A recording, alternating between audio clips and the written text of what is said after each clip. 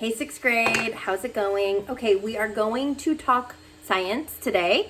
We're gonna get through a few things this week.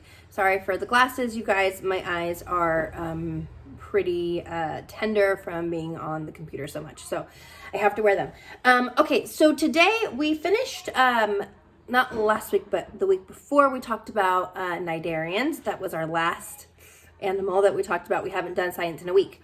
So we're going to start with something called arthropods. Okay, so I want you to get your science notebook out. I want you to title this page Arthropods, and I want you to get the picture in your folder. This is from the first thing that I passed out that looks like this, okay?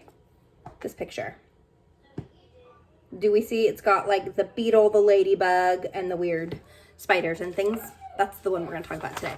Okay, so arthropods, A-R-T-H-R-O-P-O-D-S, okay? So I'm also looking in your book on page 112. So if you want to follow me there, I'm going to give you a few notes to write from my biology pages that I've been using, but I'm also going to give you a lot of information from your book because excuse me. I feel like your book explains it better than the biology page that I have in front of me. So we're going to do a little bit of both. So make sure that you glue in your arthropods picture inside of your notebook so that when I ask you, for example, a ladybug is classified as a what, then you can say, oh, Mrs. Keys, an arthropod. So these are still invertebrates. So all of these animals that we've been looking at from the very beginning of our animal unit are invertebrates, okay? We're gonna move into the vertebrates soon, but these ones right now are invertebrates. And I want you to take a few minutes to go back in your notes and look at your invertebrate characteristics, okay? Just pause me. That's my paused face.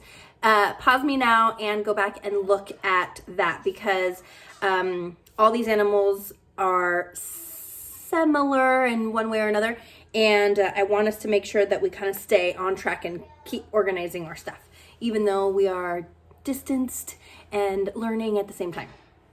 Okay, so pause me, go look at that, just kind of read through, do it now. Okay, you're back. Yay, good job. How was that? Was that good? Did that kind of help you to like remember what we were talking about?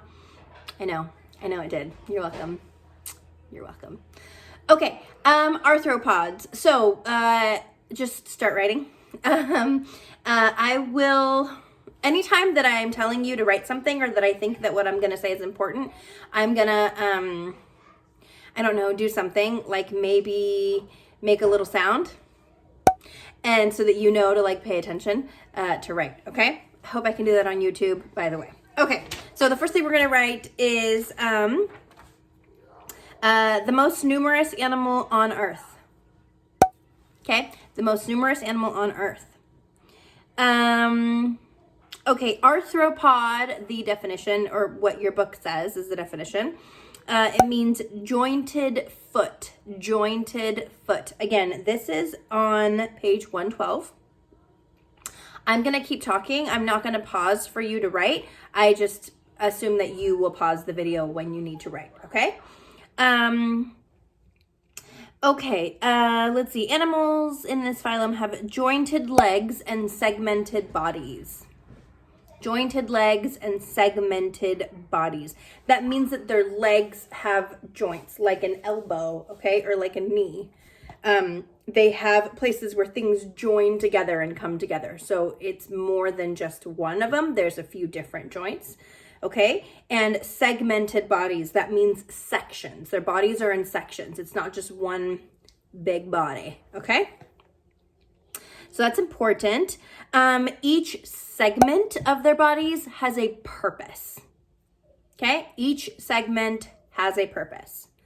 All right, another important, super cool characteristic, this is my favorite thing about these guys, is that they have an exoskeleton. Remember we talked about that? We talked about some of the potato bugs. Potato bugs? Yes, so potato bugs. I think that's what they're called. You guys, my brain is not working, but let's pretend. They have exoskeletons. That means that their skeleton is on the outside. So I like the way that your book talks about it. I'm just going to read this. Please write it down, okay?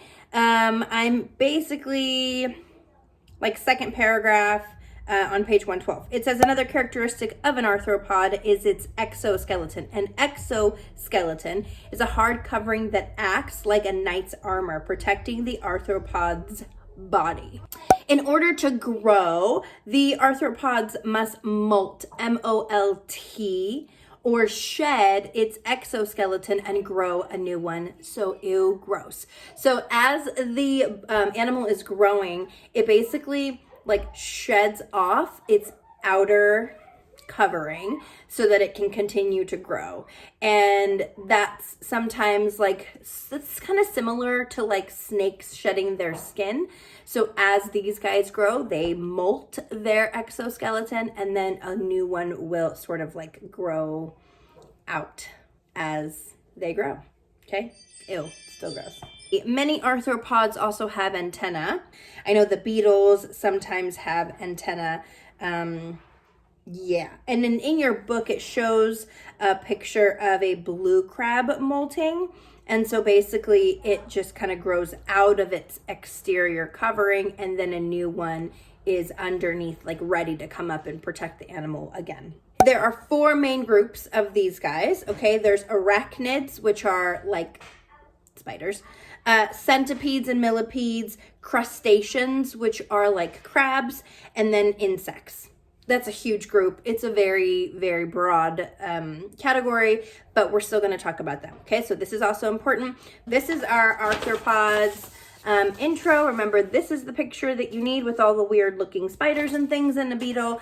And we are going to go into arachnids and millipedes next. Okay, so good job, you guys. Make sure you have your notes. And I will give you an assignment for this. Okay, bye guys.